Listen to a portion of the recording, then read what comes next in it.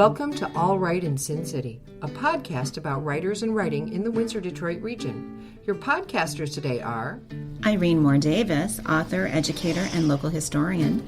Sarah Jarvis, former bookseller, publishing rep, and literary festival chair.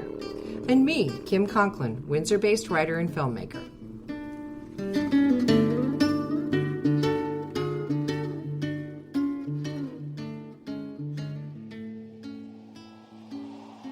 Welcome to a special edition of All Right in Sin City podcast. The podcasting elves are taking a break over the holidays, but thanks to the wonders of modern tech, we'll be back in 2021 to bring you more great interviews and readings. In this episode, we're sharing some of the great readings we enjoyed throughout this year. All of the recordings were done safely and remotely, but you'll certainly hear the author's passion and dedication. We loved all of our interviews this year, and here we've almost arbitrarily selected 4 readings, 2 of fiction, 2 of poetry, with authors from both sides of the Windsor-Detroit border in order to celebrate the diversity of all of our presentations at All Right in Sin City. So relax and enjoy. Each author's reading from Fartumo Kuso, Brian Gilmore, Natalie Zena Walshotz, and Margaret Newden is preceded by the original introduction. You might even want to join in with some audience participation with Margaret. You can hear the full interviews and more at allrightinsincity.com. Born in Somalia, Fartumo Kuso immigrated to Canada in 1991 at the start of the Civil War. After arriving in Canada with fluency in Somali and Arabic, she went on to earn an honors BA in English language and literature and a Bachelor of Education from the University of Windsor. She's now a high school English teacher for the Greater Essex County District School Board. Her first novel, Amran, was serialized in 1984 in Somalia. Her second novel, Tale of a Boone's Wife, was published in 2017 by Second Story Press, and it's her debut novel in English. Set in the 15-year period before Somalia's civil war, Tale of a Boone's Wife focuses on a young Somali woman whose decision to marry the man she loves in defiance of tradition and her family's wishes transforms her life in very difficult ways. The novel has received some wonderfully positive reviews. Fartumo Kuso is a mother of 5, and she lives in Windsor, Ontario. In Father's Study, Ilmi, Sido, and I read books, articles from the October Star, the national daily newspaper, and even government documents and memos. The technical pieces were difficult to understand, others boring, but from time to time we stumbled upon something interesting and spent hours looking and reading. Sido was very good at picking poems. "Read this one," he said, handing me a thin volume. It was a poem about a battle between 2 tribes, written by a man named Abdullah Hassan. It was long, violent, and glorious. Sido's excitement bubbled up before I could finish the first stanza. "A great poem," he stopped me several times. "Read it again," he said. I read the last 20 lines that described the final battle. The sounds and images of the fast-moving swords and daggers seemed to fill the room. "How many people died, do you think?" I directed the question to Sido without taking my eyes off the page. He didn't respond. I looked up. Sido was no longer across from Ilmi and me on the floor. Instead, he was sitting in Father's chair, something he'd never done before. He had a piece of paper before him, and as I approached the desk, I followed his eyes to his cupped hands, drawing vigorously on the page. His brows crunched together in a single line. Sido drew the battle as though he were there, watching everything from above the clearing. Bodies of the dead littered the page as the battle raged. Victorious clan members stood in the middle of the field, holding their weapons aloft. In the distance, on the side of the winning tribe, he drew a line of women advancing toward the men with open arms. On the losing side, the women held white sheets to prepare for the funeral. The sketch was intricate and detailed, beyond something such a young person could normally create. "Where did you learn to do this?" "I don't know." "You don't do this on art class." "They tell me what to draw and I can't do that. I have to see it in my head." Cito watched my reaction. Do you understand? I wasn't sure I did. What do you think? He asked. I searched for a fitting response. I love it, I said. Indeed, I did. Here, he gave me the drawing. I snatched the sheet of paper away from him, lest he change his mind. I was in awe of both my luck and his generosity. Ilmi reached for it. I held it up so he could admire it, but I didn't want anyone to touch it, not even Ilmi. Cito's gift formed a deeper connection between us.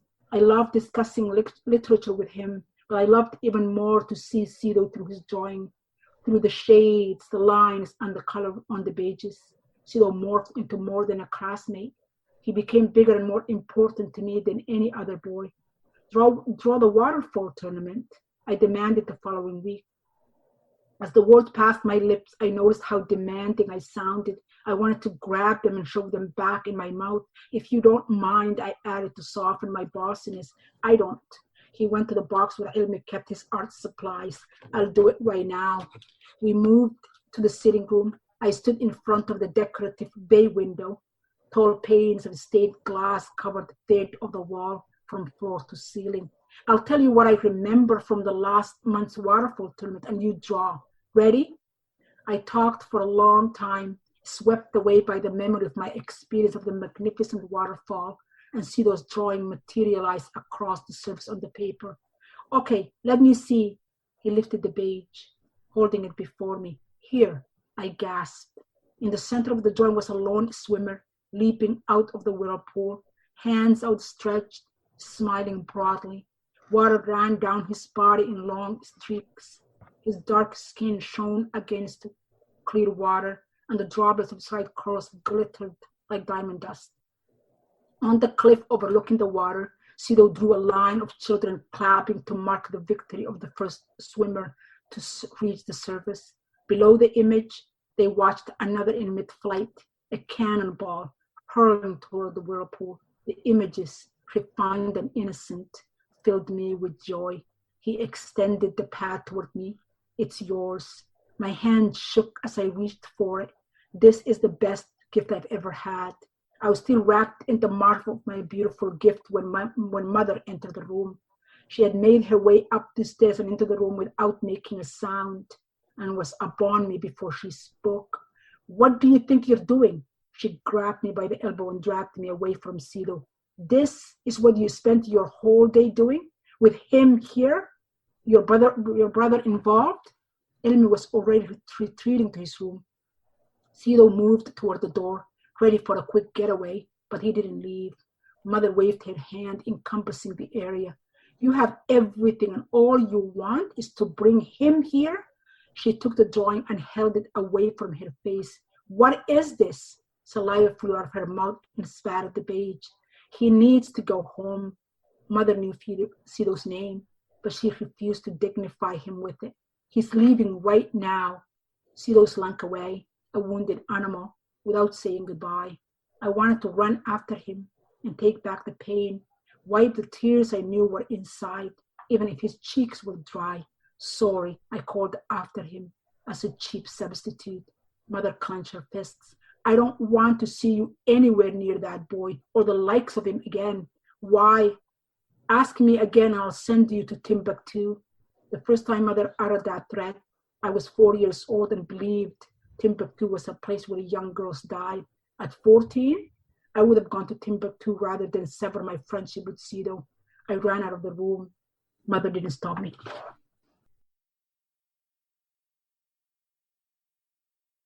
Brian D. Gilmore was born and raised in Washington, D.C. He is the author of 3 previous collections of poetry, including We Didn't Know Any Gangsters, a 2014 NAACP Image Award nominee.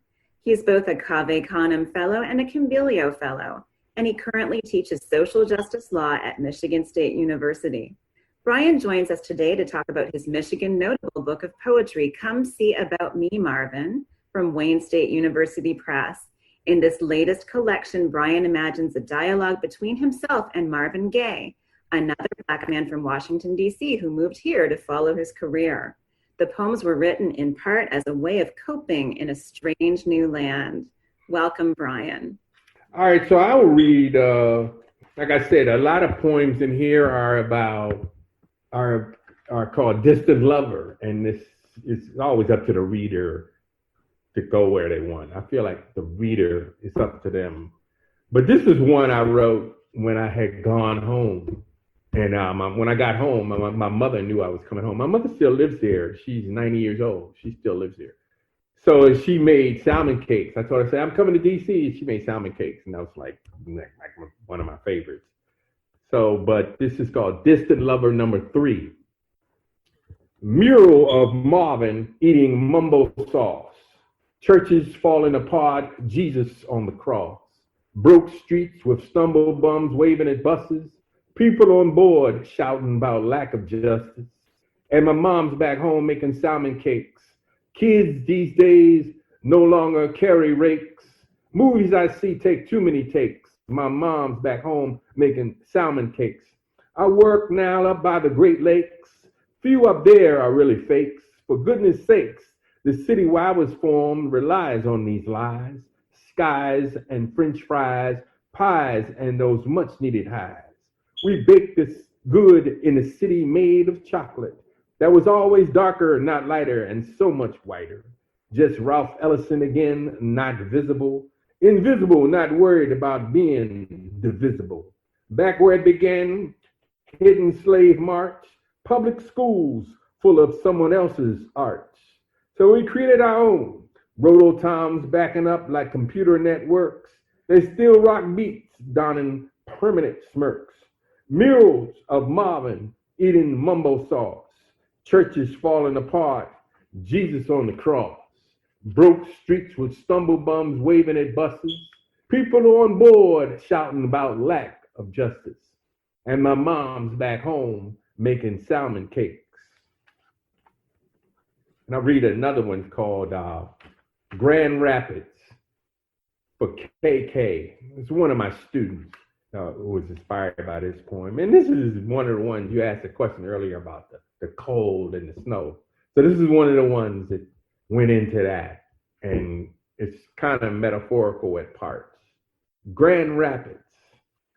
Then the snow came, like in that book, Into Thin Air, and I was happy we weren't climbing the Himalayas. I was just on my way to Grand Rapids to do a seminar on discrimination. And we were just about there when someone tossed a bed sheet on our windshield and our tires became skates on a sheet of ice. Now I knew why much of the time on these trips you could look to the right or left and you could see cars in the trees, the driver out, airbags engaged, cell phone in their ear. But my driver is part of this.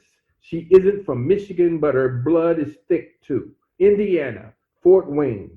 And it is probably the same there, she says. She is calm as Philippe Petit on the wire between the towers. She a chef in a busy diner with one broken stove. She a teller in a crowded bank full of weekend check cashers, computers down. We will make it to the spot, show our PowerPoint. I will speak because I am George Bailey. She is Clarence diving in the water. We could have been in the trees, freezing and waiting for a tow with cell phones low on battery. Instead, I am like Freddie Hubbard, following Hancock, my trumpet riffing and redlining, blockbusting and acts that aren't fair anywhere I can think of in any part of the world. This is my road. Throw a white sheet over the computer and I still can play the melody. I am Brian Boitano or Scott Hamilton, sliding easy across the carpet of a conference room at some raggedy hotel. But don't ask me to ever drive alone through these roads. I leave those miracles to the locals. All right, I'll just read one more. And I'll read a piece called Kalamazoo Boogie, which was I tried to do a lot of different kind of poems here, and this was a kind of rhyming call and response poem. And Kalamazoo is actually a city that I visited many times in my work and for pleasure. Really liked my time there. I guess that's why I wrote this poem. Kalamazoo Boogie. Give me a word that rhymes with voodoo. My children shout loud, Kalamazoo. Teju Cole, born in Kalamazoo, putting down words, holla hoodoo. There is a city here named for St. Lou, far up north from Kalamazoo. A bunch of poets in Kalamazoo are always sure their verse rings true. Haiku, tanka, sonnet, and stew, ghazal, elegy, Kalamazoo. Took a trip down to Kalamazoo in search of Jesus, in search of you. No one knows, I haven't a clue, the origin of the word Kalamazoo. Indigenous inhabitants of Kalamazoo, they got their own ways, got their own hue. The running joke now, Timbuktu, if you don't know where, Kalamazoo. Highway 131, Kalamazoo. In 74, they closed the city zoo. Sold a bookmobile in 2012, but people love poetry in Kalamazoo. Bonnie Joe Campbell lives in Kalamazoo. American salvage, totally true. Yankee named Jeter lived here too. Boy learned the ball in Kalamazoo. Met a judge born in Kalamazoo. Loves his mom, she was born there too. Inside his courtroom, I think of the zoo. Men in shackles from Kalamazoo. If only they had listened down in Kalamazoo.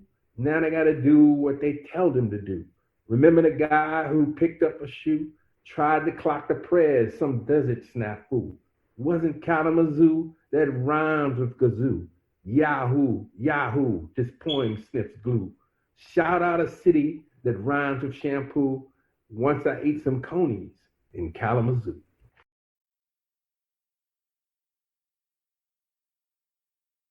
Natalie Zena Walshots. Natalie, originally from Essex County, is a writer and game designer whose work includes live-action role-playing game LARP scripts, heavy metal music journalism, video game lore, and weirder things classified as interactive experiences. Her writing on the interactive adventure The Aluminum Cat won an Indie Cat Award, or Indiecade Award, and her poetic exploration of the notes engine in Bloodborne was featured in Kotaku and First Person Scholar. She's also an accomplished poet, publishing Thumbscrews, which won the Robert Croce Award for Innovative Poetry, and Doom, Love Poems for Supervillains. Natalie sits on the board of Dames Making Games, a space for queer and gender marginalized people to create games freely, and where she hosts interactive narrative workshops. Her first novel, Hench, with the William Morrow imprint of HarperCollins Canada, about a young office temp who discovers the dark side of working for superheroes and supervillains, will be released in September 2020. And it's already garnered several star reviews and accolades, including the Publishers Weekly Writer to Watch, Amazon's top September science fiction fantasy pick, and Apple Books' best books of September. So early on, Anna gets a job with someone called the Electric Eel. And she's very excited about it because, you know, she's been working a lot of remote and terrible jobs, and she hasn't had a lot of security. And this, despite being another terrible job, does seem like it might be okay. So this is one of her first, as a young henchwoman, in-office experiences working for a supervillain. A hand curled around the edge of my monitor, startling me. The nails were buffed, and a huge turquoise ring adorned the middle finger. I took a breath and tried to make my face as serene and welcoming as I could, despite having been shaken out of deep hack mode. "Hey, Anna," the Electric Eel said, too slowly. "Hi, E." I raised my eyes, and he smiled down at me, sculpted brows arched high over his sunglasses. I hoped that acknowledgement was enough and let my eyes wander back to my monitor. I was not in the mood for a lecture about our culture's fear of intimacy, but I also didn't want to encourage him. "How are you?" He let go of my monitor and flexed that hand. "I've been really missing the coast lately. I think I'm going to have to head out west soon, get a little beach time in. My partner and I have been talking about opening up our relationship. It's going really well." He sat down on the edge of my desk, and I met his eyes again, resigning myself to the fact I wasn't going to be able to get rid of him that quickly. His mouth, surrounded by a perfect black goatee, became serious. But Anna, how are you? Oh, I'm well. I get quite buried in my work. He steepled his fingers and pressed his hands to his mouth. Is anything bothering you lately? That seemed loaded. I could suddenly smell the sharp cucumber and citrus of my deodorant as I started to sweat. Nothing immediately comes to mind. I knew I sounded too chipper, but I couldn't stop myself. He sighed. Anna, has anyone been bothering you? I was taken aback. Look, I'm really sorry that my ex called looking for me. I promise it will not happen again. I don't think we're communicating, he said mournfully. I imagined lighting him on fire with my mind. This is about someone in the office. Oh. Is this about the knife fish's personal assistant? Yes, Jessica. I feel like we resolved the matter. She filed a grievance yesterday, Anna. Oh, I can understand why she would do that. And you don't feel like that should be addressed? I considered my words, tilting my chin up. If she felt the need to file a report, I respect that decision. I do feel like I got my message across to her. You hid her phone in a spooky pumpkin. I glanced over to Jessica, sitting a few desks away, hunt and peck typing on her phone's screen. She had a habit of leaving that phone unattended on her desk, sometimes for hours, with the ringer on.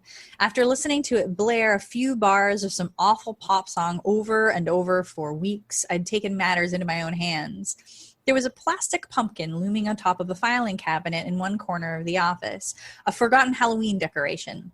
One afternoon, I picked up her still ringing phone and hidden it inside. The pumpkin distorted the sound just enough that it had taken her until the following afternoon to find her phone. I sent June updates via chat for the next day and a half while Jessica searched the office with a coworker's borrowed phone, head cocked to one side, listening for the ringtone like a bird watcher straining to hear the call of a rare specimen. I couldn't help but smile. I did indeed, yes. The electric eel seemed confused. Do you see an issue with anything that happened? Well, she hasn't left her ringtone on again. I see. He took off his sunglasses and gave me a long, grave look. I understand that you were frustrated. So how about you and Jessica, of course, take a conflict resolution workshop just to clear the air, and then we can drop the grievance. I looked over at Jessica. She was glaring at me now. I smiled and waved, and she dropped her eyes back to her phone, her lips pinched. No, thank you. I think the problem has been solved. Then you'll have to be written up. He seemed at a loss. Oh, that's fine. I'll have 2 more incidents before I'll have to talk to HR about it formally, and I don't expect to need that. Well, okay, Anna, if those are the consequences you're comfortable with.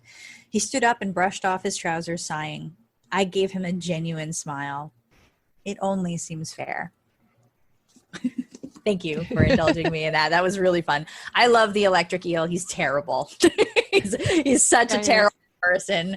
And he's modeled after a couple of very particular bosses that I've had in my life. And it gives me great joy to see him out in the world where other people can appreciate his unique horribleness.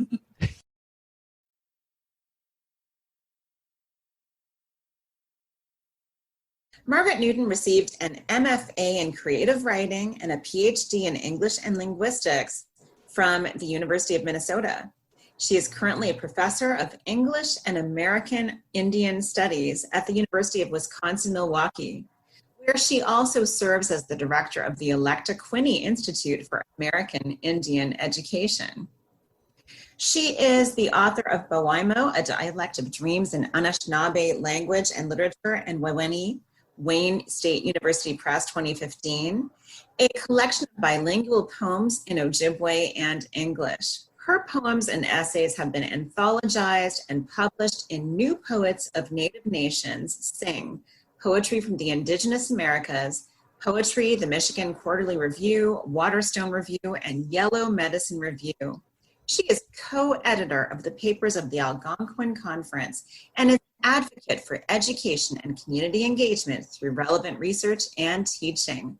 Welcome, Margaret. So there's one that I always think that's fun. It's the one about the strawberry jam. And I'm always fond of that because it reminds me of my friends, Jim and Pat. So I'll read that one, but this is maybe another, it ties to some of your other comments and questions. Because I wrote it in Anishinaabemowin, you can hear that in Anishinaabemowin, there are ways that the lines blend together. And in fact, I sort of wrote it to be as a song a bit. I can't do that in English. So I can read you the English. Maybe I'll read the English first so people know what they're hearing, and then I'll give it to you in Anishinaabemowin. So this is the one that's named for Pat, whose Dakota name is Umpawastewin, Daybreak Woman. And here it is in English. She makes strawberry jam, mixing sweet wind and shining water, with thick wisdom, pounding, measuring, everything we've cared for, everything we've lost, the songs we have not yet sung, the feathers yet to decorate, and all the ways we've smiled, into jars filled to the brim, to be open when we are thin, sleeping deeply in winter, near where the tomatoes once grew.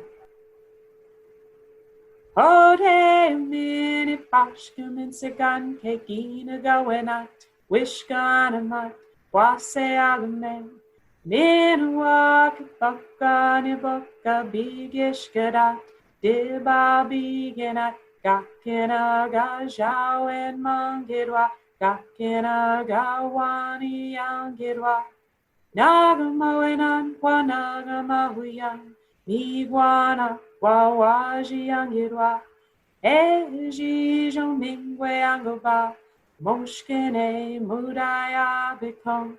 Jibapakanet pibakadeyang bosangwameyong bibun besho kogani kendaji genebiko. So hopefully it sounds a little bit more interesting in Anishinaabemowin because you could tell maybe that I was playing with certain words and I could get patterns and rhythms in Anishinaabemowin that when I turn to give them an English equivalent, I can't do quite the same thing in English, but it's because it was a poem that was just born in Anishinaabemowin. So the chickadee poem, if you know chickadees, they have a certain call. And in particular, at the end of the day, they kind of call out to each other. And that's something I was thinking of when I came up with this particular little poem, because I wanted to see, could I write something maybe for the chickadees? I understand that I try and write these things down and mostly humans read them, but I tried to think of the chickadees in some ways as the audience as well. Anakobigana, Anakobidowa, Wingash, Winamawi Yangidwa, Gashki Bijike, Yegashka King. Gitchikaneshi, Eyagawanda, Nundagase, Nundemi Yangidwa, Manidake, Manidawiya. And I was trying to teach, since we have a moment in this format, I was trying to teach folks between some parallels. So Anakobijaganak and Anakobidoa, you can hear that they have this Anako, this concept that is repeating, and that's actually connecting. So Anakobidon means to tie something together, but it also is the word we use for great-grandparents. So that's a little bit of a parallel. Another one that's in here is Manito, and there are many places. I believe there's even one restaurant chain that has a Manitou sandwich, and there are Manitou Islands, and there's Manitoba, the province, right? So Manitou is a really common word of ours that just pops up in all kinds of places. And people have come over time to sort of know it means spirit, but I think that the full extent of what it can mean isn't always played with or fully understood. So that last line where it says Manidokeyang, Manidoweyang, is showing how you can use that idea of a spirit both to have a ceremony, to make a spirit or have something be spiritual, but also be alive in a different way. You could also have Geshemanido and say that's the Great Spirit as well. So there's just a lot of ways to use that word. So in English, the poem is the ancestors tied and extended it, the sweet grass telling us make bundles, the world is not yet ripe. The marsh chickadee is there in the white pine, calling out, wanting to be with us. It's a ceremony, a way to be alive. So hopefully in English it sounds okay, but there are things that are lost. So even the line, Gija Gija Ganeshi, Eyaga Wandak, that leaves the chickadee and the white pine as equal. So it sounds in Anishinaabe as if I'm saying, hey chickadee, look, there's a white pine, or hey pine, look, there's a chickadee. It doesn't clarify, it leaves that ambiguous. But the English kind of locks it down, making it seem a little more clear, because in English, it's the syntax kind of requires that. There's another one that's in here that's about the peepers, which if I were going to say that I wanted to involve you, I could do that, right? So there's several of you there, right? So this is a little poem that it ends with the sound bipagi. So you guys can help be the chorus. And if you're doing this on Zoom, I will say one thing about the Zoom universe we've all learned to exist in is that you have the ability to have your sound off and be as loud as you like. So I now tell people we have no need for everyone to necessarily turn their sound on, but if anyone's watching this anywhere later, or those of you that are on the call with me now, we can see from your lips if you participate and just do that. You know, I think it's a really nice thing that people can be in their own space and be as loud as they want. So I'll read 3 short lines, and then you can chime in on the last line, which is repeating bipagi, bipagi, and it has 4 sections. So we'll just try this. Interactive poetry, right? I'll read it. We'll just do it in the language first, and then I can go through and tell folks what it means. Ishqua, bibun, biomagak, gawin, geabe, abta, neboka mashkawi siwat. Bipagi, bipagi. And this is how it would sound if peepers did it, right? Just like that. Then the next verse is Namas asijwanek, agozamaki, gi ningisiyang, ni nopadodeyang, mash kigong. Bipagi, bipagi. Ditbishko, Didabashka, Jawisbisa, Zogpok, Zigwang, Zibiskach, Midash, Bipagi, Bipagi. Epichi, Mada Ogoyang, Beshaganawabmegak, Aoyang, Wasaganawabmegek, Aoyang, Bipagi, Bipagi. It's nice that it just sounds exactly like spring peepers when you go by, and they're just popping up all over. So in English, what it says is, so after the winter waiting, no longer half frozen by design, our calling becomes all calling. Under the rippling bark, peepers have thawed. They crawl into the swamp where all calling becomes your calling. A seismic sesh, a synaptic snowstorm of springtime repetition, and your calling becomes my calling. As we drift away on echoes, we are the details, we are the distance, and all calling becomes our calling. So I think I have a lot of water, a lot of waves, a lot of our Great Lakes basin in my poems that I can't take credit for. It's just there. It's been there 10,000 years. Thank you so much. I think that was the first for us on the podcast to have a participatory poem. So that was fun. Thanks for joining us. Look for more episodes of All Right in Sin City wherever you listen to podcasts, or check out our website, allrightinsincity.com. For information and announcements of new podcasts, sign up to our email list or follow us on Facebook and Twitter.